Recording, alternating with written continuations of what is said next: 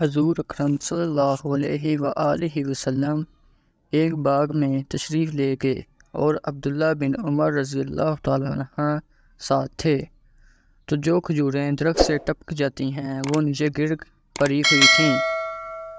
ان کو کون اٹھاتا مگر ان کو آپ صلی اللہ علیہ وآلہ وسلم اٹھا کر کے صاف کر کے کھانے لگے، اور حضرت عبداللہ بن عمر رضی اللہ تعالیٰ عنہ سے فرمایا تو کیوں نہیں کھاتا؟ انہوں نے کہا مجھے بھوک نہیں، تو آپ صلی اللہ علیہ وسلم نے فرمایا مجھے تو بھوک ہے، آج چوتھا دن ہے میں نے ایک لقمہ بھی نہیں کھایا۔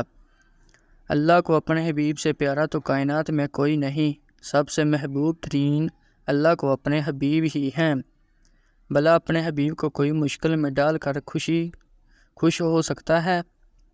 اللہ تعالیٰ اپنے بندے سے چاہے کافر ہو یا مسلمان ہو ماں سے 70 گنا زیادہ پیار کرتا ہے، تو اپنے حبیب صلی اللہ علیہ وآلہ وسلم سے کتنا پیار کرتا ہوگا۔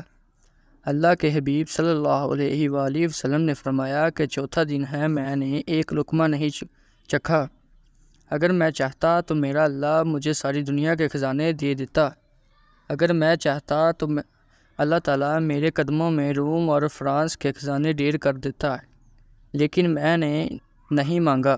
اے عبداللہ، ایک زمانہ ایسا آئے گا کہ لوگوں کے گھروں میں سال سال کی روٹی پڑی ہوگی، پھر بھی کہیں گے کہ مزید کہاں سے آئے گی، ان کا یقین برباد ہو جائے گا۔